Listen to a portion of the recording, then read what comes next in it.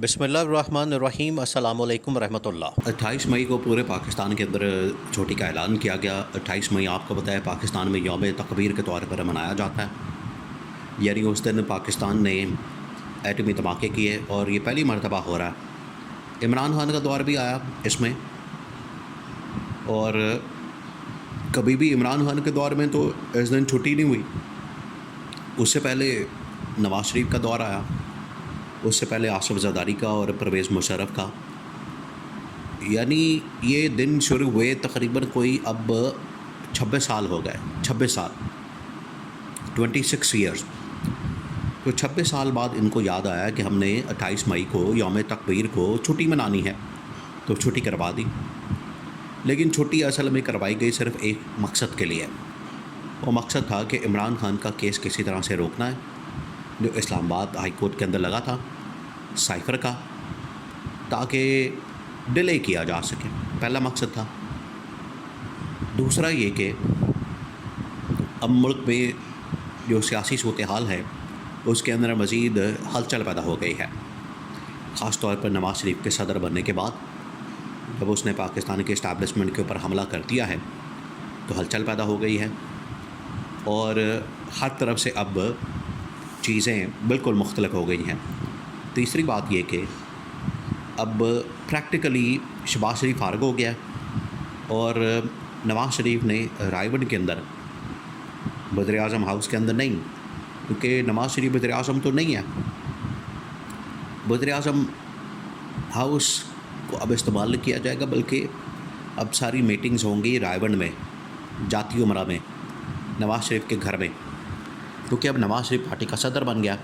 उसने जो तकरीर की, फिर उसके बाद मीटिंग कॉल कर ली वहाँ पर फाइनेंस के हवाले से, और इस्टेब्लिशमेंट को बिल्कुल साइड पर कर दिया।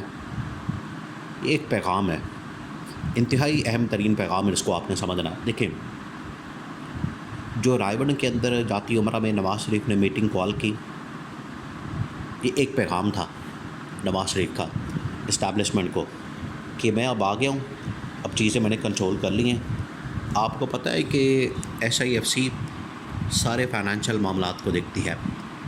SIFC ना सिर्फ इन्वेस्टमेंट, इकॉनमी, फाइनेंस, सिक्योरिटी, ये सारी चीज़ें वो देखती है SIFC। और अगर बाहर से कोई इन्वेस्टमेंट आनी है तो उसके मतलब भी ये SIFC देखेगी। आपको पता है बजट आने वाला है, बजट बिल्कुल सर पर आ गया है, और बजट बनाने के लिए अब सारे भाग दौड़ कर रहे हैं कि IMF के साथ डील हो जाए, सऊदी अरब से पैसे आ जाएं, UAE से पैसे आ जाएं, चाइना से पैसे आ जाएं। लेकिन मामला आगे चल नहीं रहा। शहबाज शरीफ की नाकामी तो खुलकर सामने आ गई, कारकर्दगी खुलकर सामने आ गई, लेकिन जो जनरल आसिम मुनीर ने परफॉर्मेंस दिखाई, कम अज़ कम उन्होंने बचा लिया इस लिहाज से कि पाकिस्तान थोड़ा बहुत उसके अंदर स्टेबिलिटी, और पाकिस्तान की इकॉनमी के अंदर थोड़ी बहुत स्टेबिलिटी वो जनरल आसिम मुनीर की वजह से नज़र आती है। वरना इस हुकूमत ने तो कोई कसर नहीं छोड़ी मुल्क का कबाड़ा करने की। अब नवाज़ शरीफ ने रायबन में मीटिंग करके एक मैसेज कन्वे किया। नवाज़ शरीफ ऐसे ही शहबाज शरीफ के बड़ा ख़िलाफ़ था, शहबाज शरीफ की छुट्टी करवाना चाहता था, और ये कहता था कि शहबाज शरीफ से मैंने बदला लेना, क्योंकि शहबाज शरीफ ने नवाज़ शरीफ को ट्रैप करवाया, पाकिस्तान बुलवाया, और पाकिस्तान बुलवा के आटे के तोड़े के ऊपर बैठा दिया। क्योंकि वो वज़ीर-ए-आज़म तो बन नहीं सका, वज़ीर-ए-आज़म बनना तो उसके बस की बात नहीं थी, और पार्टी प्रेसिडेंट बन गया, लेकिन अपनी सीट जो है उसकी ख़तरे में है, MNA की। अब वो वज़ीर-ए-आज़म बनने के दोबारा से ख्वाब देख रहा है। तो SIFC और बाकी तमाम मीटिंग्स को बिल्कुल उसने साइड पर रखा, तमाम इदारों को, और रायबन के अंदर मीटिंग कॉल कर ली। इस्टेब्लिशमेंट ने कहा है कि वज़ीर-ए-आज़म शहबाज शरीफ है, पंजाब की वज़ीर आला मरीम नवाज़ है, तो बजाय ये चलाएं हुकूमत या ये चलाएं मुल्क, ये नवाज़ शरीफ आके बीच में अपना लुच ताला रहा, टांग उसने फंसा दी है बीच में। और ये हमेशा ये तारीख़ है नून लीग की, नवाज़ शरीफ की, कि वो इसी तरह से करते हैं। जब भी मुल्क टेक ऑफ करने की पोजीशन में आता है मुल्क आगे बढ़ने की पोजीशन में आता है तो ये क्या करते हैं कि ये मुल्क के लिए मसाइल पैदा करना शुरू कर देते हैं। अब ये मसाइल की पहली शुरुआत इन लोगों ने कर दी है। अब आपको पता है कि जो कुछ लोग बाहर निकले हैं यहाँ से, जेलें वगैरह काट कूट के, पीटीआई के जितने लोग हैं, उन्होंने बाहर आके एक तो इमरान खान की खुलकर हिमायत करती है, इमरान खान की सपोर्ट करती है। उन्होंने कहा कि हमने तो इमरान खान का साथ नहीं छोड़ना, हम तो इमरान खान के साथ हैं। दूसरी बात ये कि जो इस्टेब्लिशमेंट के अंदर इस वक्त सोच पाई जाती है वो अब बिल्कुल चेंज हो रही है, बिल्कुल चेंज हो रही है। उसमें अब 180 डिग्री शिफ्ट आ रहा है कि ये नवाज़ शरीफ हमारे गले पड़ जाए। नवाज़ शरीफ ने 1975 से हमारे ऊपर हमला शुरू किया और आज तक इसकी जानिब से हमले किए जा रहे हैं।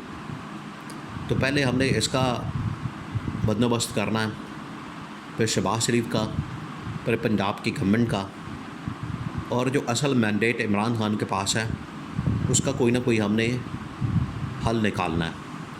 और हल निकालने के लिए सलूशन उसका पूरा एक लाएअमल बना लिया गया। अब होना ये है कि बजट, लास्ट बजट है इस गवर्नमेंट का, इस हुकूमत का, बजट एक दफ़ा ये पेश कर लेंगे, उसके बाद जब इसको पास कराने की बात आनी है, नंबर गेम आके फंस जाना, वो किसी तरह से पूरा करवा दिया जाएगा। लेकिन बजट के बाद जो फ़ैसले आने हैं, ख़ास तौर पर मखसूस नशस्तों पर, उसमें जब नून लीग की नशस्तें कम होनी हैं, फ़ौरन पीटीआई की जानिब से, इमरान खान की जानिब से एक वोट ऑफ कॉन्फिडेंस हासिल करने के लिए कहा जाएगा शहबाज शरीफ को कि आप एतमाद का वोट लें।